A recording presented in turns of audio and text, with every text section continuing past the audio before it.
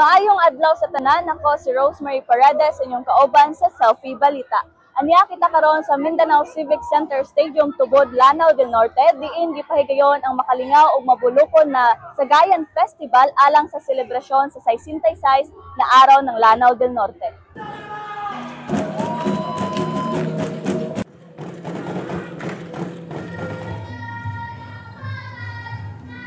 Ang Sagayan Festival usa ka traditional bar sa mga Maranao nga nagpasundayag sa kaiso ug pagpanalipod sa yutang kabilin ug simbolo sa panaghiusa sa katawhan sa Lanao del Norte. Gipasiugdahan kini sa provincial government sa Lanao del Norte isip paagi sa pagreserbar sa kultura ug paghatag og importansya sa ilang heritage samtang gisaulog ang founding anniversary sa probinsya. Gisalmutan kini sa mga contingent gikan sa nagkadaiyang eskwelahan sa lain-laing lungsod sa probinsya nga nagpasigarbo sa kalipay ug panaghiusa pinaagi sa sayaw ug musika sa Kulintang. Usasab kini nga paagi sa pagdani sa turismo o pagpromotar sa kalinaw sa Lanao del Norte diin ang mga tawong naghiusa sa pagtan-aw ug pagsaulog sa usa ka makasaysayang festival.